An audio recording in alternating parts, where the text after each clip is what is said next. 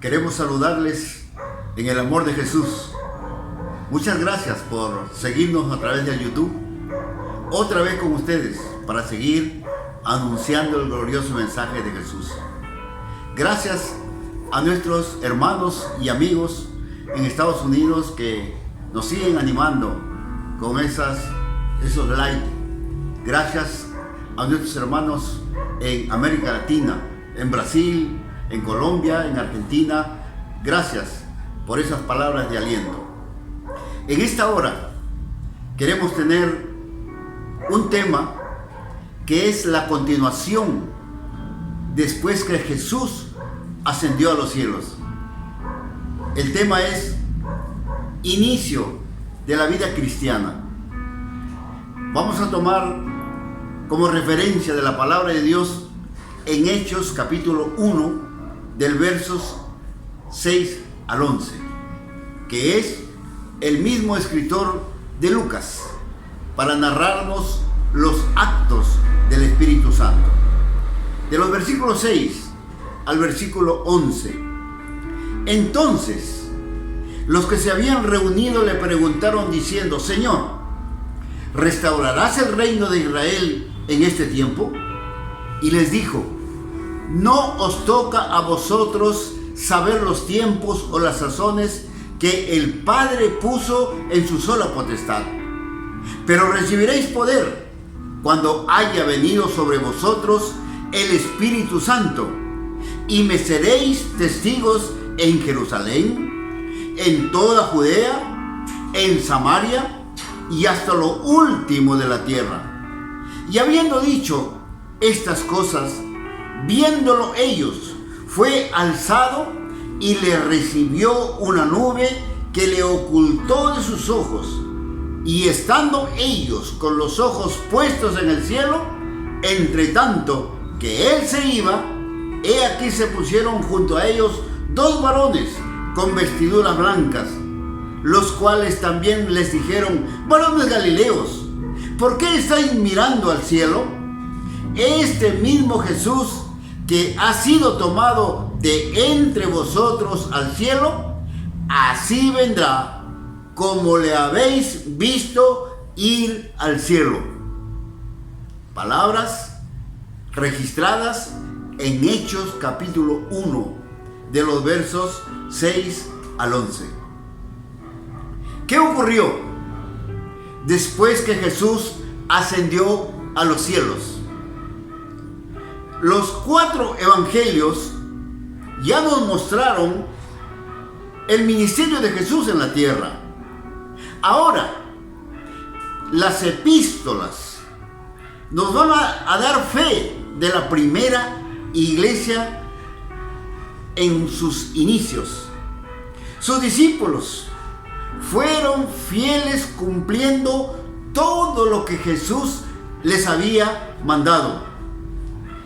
La diferencia ahora, que aunque ya no estaba él, recibieron la promesa, según el versículo 8 que hemos leído: pero recibiréis poder cuando haya venido sobre vosotros el Espíritu Santo, y me seréis testigos en Jerusalén, en toda Judea, en Samaria y hasta lo último de la tierra.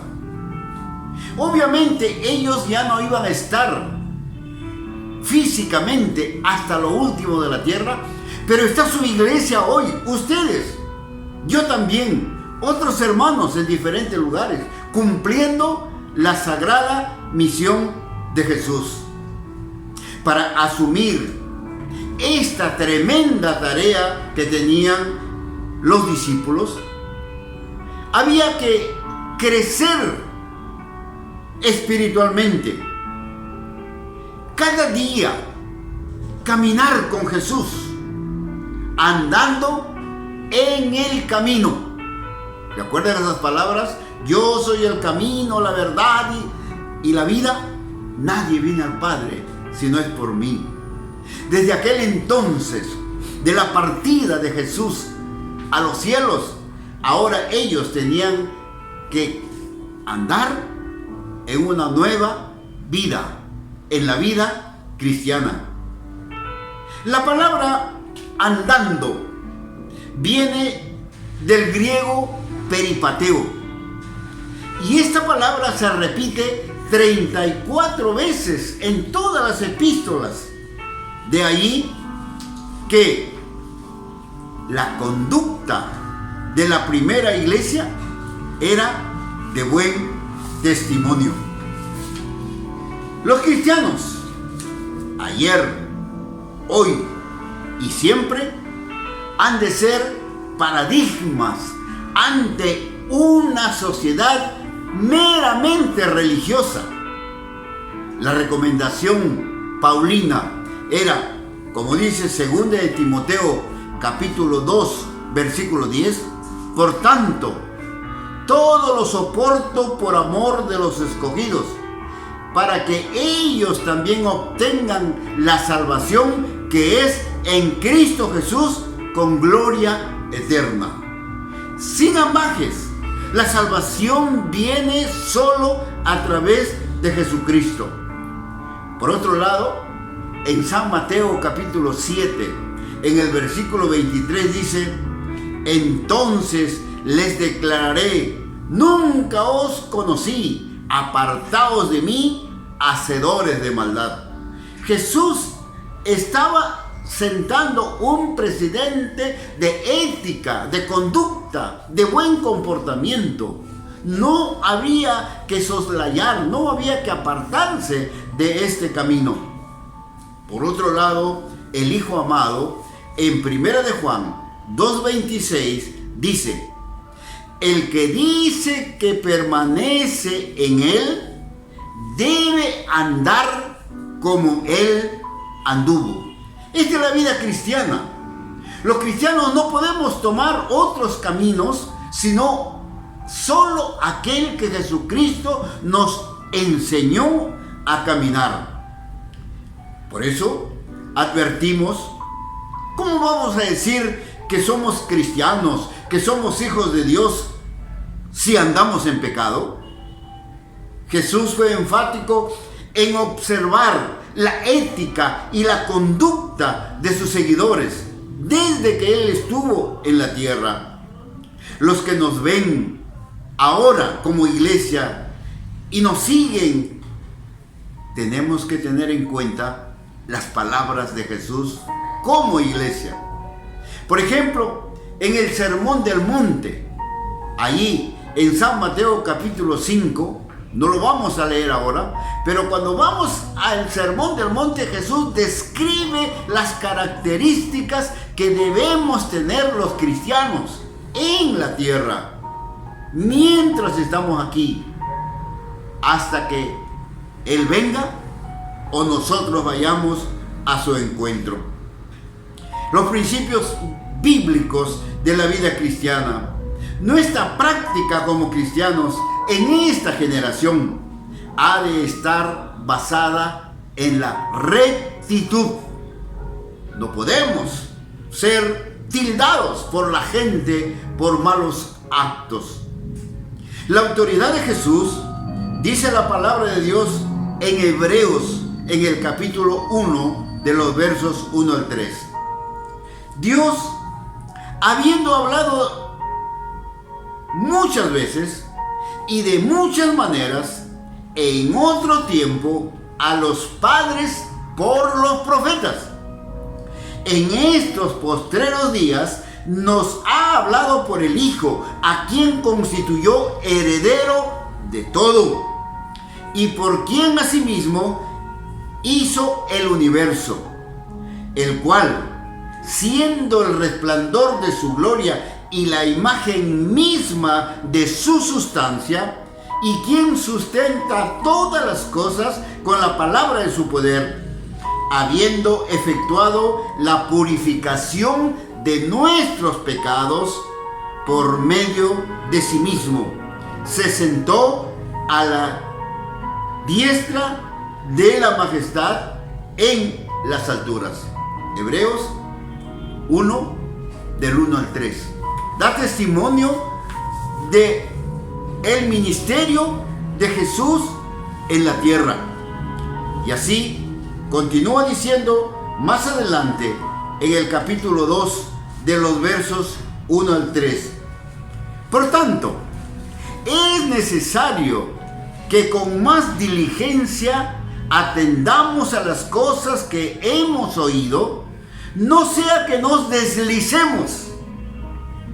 Porque si la palabra dicha por medio de los ángeles fue firme, y toda transgresión y desobediencia recibió justicia o justa retribución, ¿cómo escaparemos nosotros si descuidamos una salvación tan grande, la cual, habiendo sido anunciada primeramente por el Señor, nos fue confirmada por los que oyeron? Hebreos capítulo 2. No estamos siguiendo a una religión o a palabras huecas y vacías. Estamos yendo a lo que la palabra de Dios nos dice. Y ahora, como iglesia cristiana, después que Jesús ascendió a los cielos, los discípulos tuvieron que dar evidencia moral, ética, una vida disciplinada para agradar al Padre. La vida cristiana no se basa en una democracia. Nuestro reino es teocrático, es decir, una monarquía absoluta. Lucas 6:46. ¿Por qué me llamáis Señor, Señor, y no hacéis lo que yo digo? Hay muchas personas que quieren orar, tiempos de emergencia, tiempos de tristeza, de dolor, oran, rezan o hacen tantas otras cosas religiosas, pero no andan como debe ser, como andan los hijos de Dios, como Cristo nos mandó que vivamos. Por otro lado, en Hechos capítulo 1, en el versículo 3 que ya leímos, a quienes también después de haber padecido se presentó vivo con muchas pruebas indubitables, apareciéndoseles durante 40 días y hablándoles acerca del reino de Dios. Hechos 1:3. Jesús, después que murió, después que ascendió a los cielos, resucitando, apareció a sus discípulos 40 días después, antes de subir a su Padre que está en los cielos.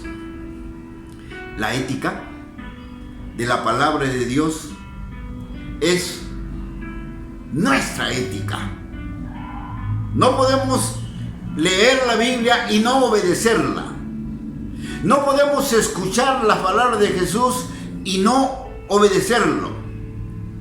Los llamados cristianos estamos bajo la ley de Jesús.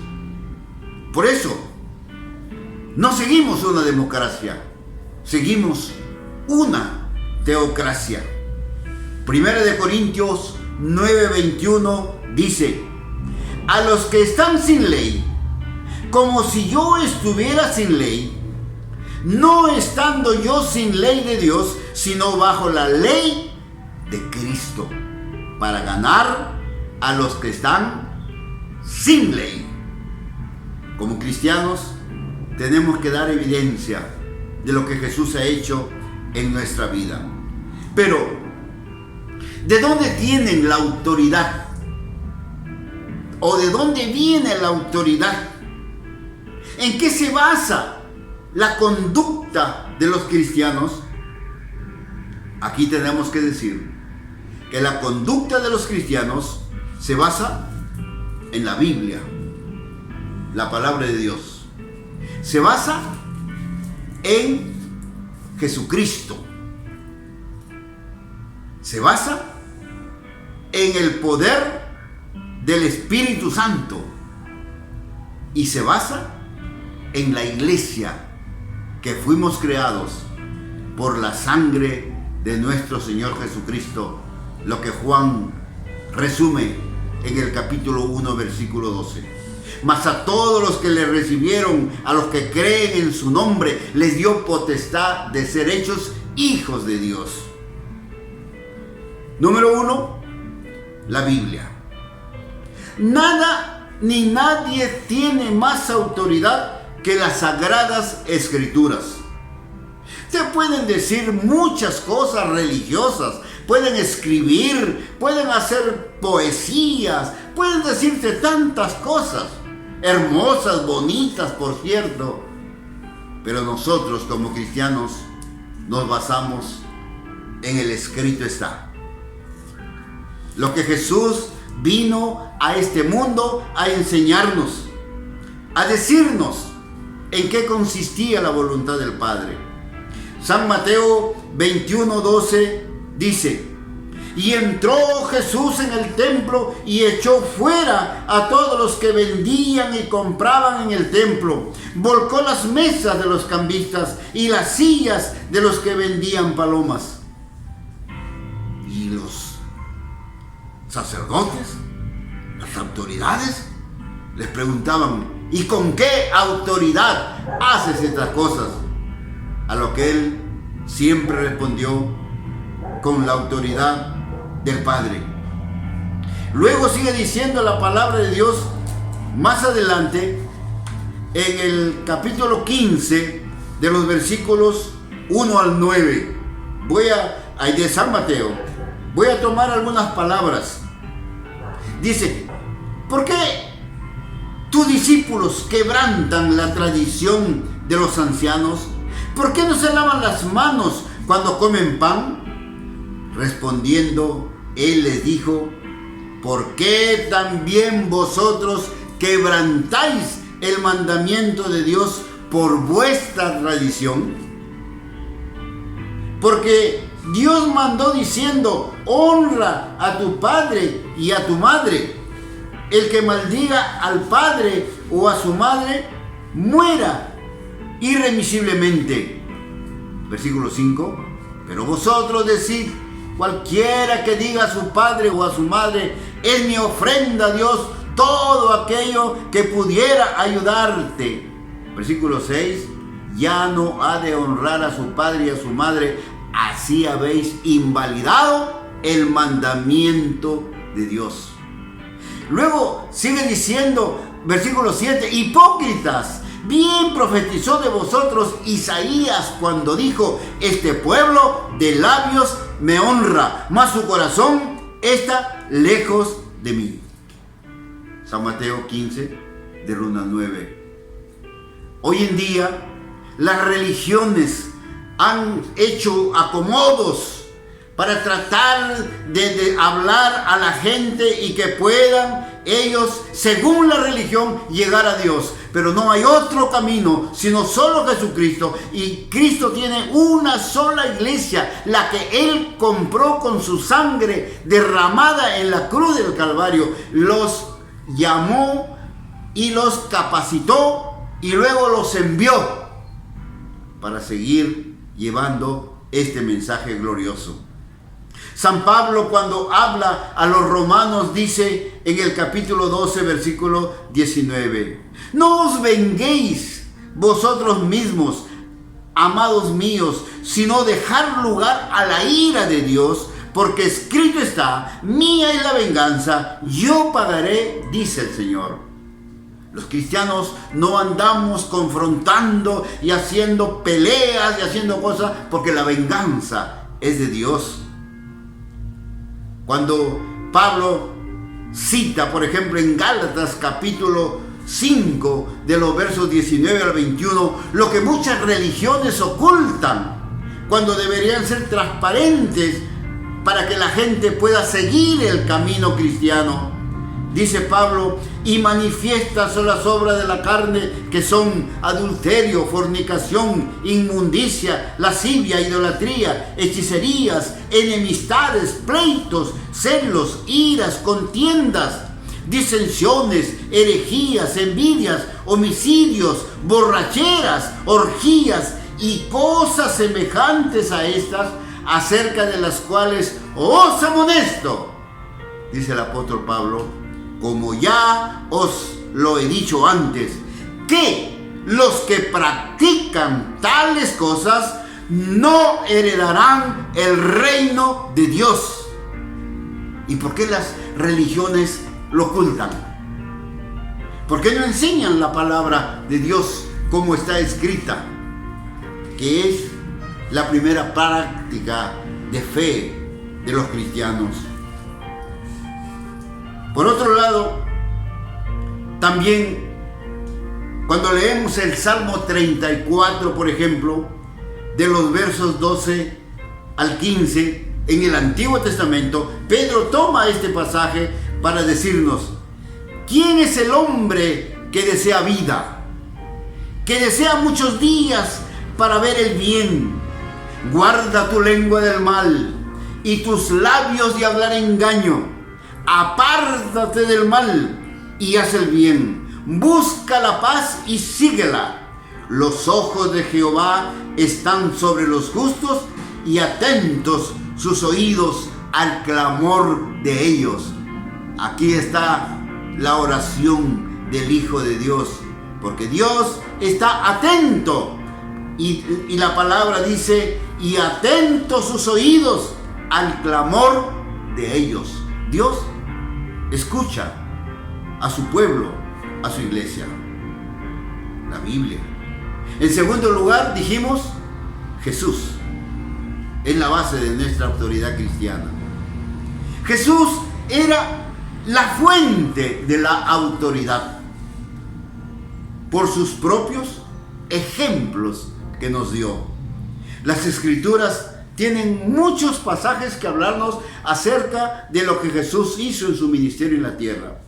Primera de Pedro, capítulo 2, del 21 al 24, dice lo siguiente: pues para esto fuisteis llamados, porque también Cristo padeció por nosotros, dejándonos ejemplo. No tenemos otro ejemplo. En la tierra y en todo lugar, Jesucristo es nuestro ejemplo, para que sigáis sus pisadas, su caminar, el cual no hizo pecado, ni se halló engaño en su boca, quien cuando le maldecían, no respondía con maldición, cuando padecía, no amenazaba, sino encomendaba la causa al que juzga justamente, quien llevó él mismo nuestros pecados en su cuerpo sobre el madero, para que nosotros, estando muertos a los pecados, vivamos a la justicia, y por cuya herida fuisteis sanados. Primera de Pedro 2, 21 al 24. No había otro argumento para los discípulos, para los apóstoles, para la primera iglesia. Los discípulos atestiguaron de la autoridad de Jesús. Mateo 7:29 registra: porque les enseñaba como quien tiene autoridad y no como los escribas. En tercer lugar, el Espíritu Santo. El Espíritu Santo guió a la primera iglesia, guió a escribir los hechos de Jesús, porque ellos lo escribieron 60, 70, 80 años después que Jesús ya se había ido. Dice San Juan 14:26: mas el Consolador, el Espíritu Santo, a quien el Padre enviará en mi nombre, está hablando Jesús, Él os enseñará todas las cosas y os recordará todo lo que os he dicho. Claro, en 10 años, en 20 años, puede que no te recuerdes, 30 años, pero el Espíritu Santo les hizo recordar cómo fue la promesa de Jesús. En el capítulo 16 del mismo Juan, de los versos 8 al 15, leo el versículo 13: pero cuando venga el Espíritu de verdad, Él os guiará a toda verdad, porque no hablará de su propia cuenta, sino que hablará todo lo que oyere y os hará saber las cosas que habrán de venir. El Espíritu Santo está en la iglesia, o debe estar en la iglesia, en cada uno de aquellos que hemos nacido de nuevo por la sangre de Jesús y conformamos la iglesia, su pueblo. Y él se refiere aquí toda verdad, porque no hay mentira. Habla el espíritu de verdad. Esta es la alta ética que los cristianos han de considerar hasta que Él venga. La verdad. ¿Por qué? Porque es la que nos enseñó nuestro Señor Jesucristo, y el Espíritu Santo nos hace recordar. Pablo escribe en Hechos 15, 28, y escucha lo que escribe: porque ha parecido bien al Espíritu Santo y a nosotros no imponeron ninguna carga que estas cosas necesarias. O sea que el Espíritu Santo también estaba dando su opinión en la iglesia primitiva, y él estaba viendo si era bueno o era malo lo que los apóstoles estaban haciendo. En cuarto lugar, la iglesia. ¿Recuerdan cuando Jesús tomó la última cena y dijo: ya no la beberé más hasta que esté en el reino de Dios, el reino de los cielos? ¿Qué dijo ahí? Tomad, comed, ¿no? Primero el jugo de la vid, luego su carne roto por nosotros. Allí Él les dijo: este es el nuevo pacto que hago con ustedes. La iglesia de hoy es el resultado de ese nuevo pacto de Jesús. Y nosotros como iglesia estamos bajo esa autoridad. Esa autoridad que no ha venido de una persona terrenal. No hay en la tierra un representante de Jesús, porque no lo dejó. Él dejó a su iglesia bajo la autoridad del Espíritu Santo, como ya lo hemos visto, y lo dejó a su iglesia. Nosotros, que ahora continuamos la iglesia, seguimos con esta autoridad, la que fue delegada por Jesús a sus apóstoles, a la iglesia, al primer grupo de creyentes que siguieron convencidos de que Él era Dios. Y esta iglesia que queda cuando Jesús asciende tiene una gran comisión. Mateo 28, 16 al 20 fueron las últimas palabras que Jesús dijo antes de partir a su Padre. Dice Mateo 28, 16 al 20: pero los 11 discípulos se fueron a Galilea, al monte donde Jesús les había ordenado. Y cuando le vieron, le adoraron, pero algunos dudaban. Y Jesús se acercó y les habló diciendo: toda potestad me es dada en el cielo y en la tierra. Por tanto, id y haced discípulos a todas las naciones, bautizándolos en el nombre del Padre y del Hijo y del Espíritu Santo, enseñándoles que guarden todas las cosas que os he mandado. Y aquí yo estoy con vosotros todos los días hasta el fin del mundo. Esta es la promesa que la iglesia tiene. Esta es la seguridad. Esta es la autoridad que ha recibido de Jesús para seguir llevando su glorioso evangelio, como dice Hechos 1, hasta lo último de la tierra. Hoy nos toca a nosotros. Mañana les tocará a aquellos que continúan siguiendo y sirviendo a Jesús. como iglesia, ahora en el siglo XX, hemos de tener conciencia de esta obligación, de nuestra fidelidad para cumplir el mandato de Jesús. No como una religión con paliativos o con representantes, sino con una autoridad que viene directamente de Jesús hasta que Él venga otra vez, cuando nos llamará cada uno por su nombre. Allí daremos cuenta de esta autoridad delegada por nuestro Señor Jesucristo. Una autoridad con ética, con moral, con principios, como cristianos. Y hemos de ser paradigmas. Jesús dijo, yo soy la luz del mundo. Y luego dice, ustedes son la luz del mundo. Ahora, como iglesia, donde quiera que estés, donde quiera que estemos, hemos de evidenciar que somos cristianos y que Él nos compró con su sangre preciosa.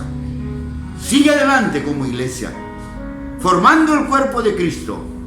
Y si no lo has estado haciendo, empieza, aférrate a la palabra de Dios para seguir cumpliendo el mandato de Jesús de ir y predicar el Evangelio. Que Dios te bendiga, que Dios te siga dando la salud, la vida, para que puedas seguir llevando el mensaje del reino que Jesús nos encomendó. Que Dios te bendiga en el nombre del Padre, en el nombre del Hijo y en el nombre del Espíritu Santo. La iglesia tiene que continuar con su misión. Amén.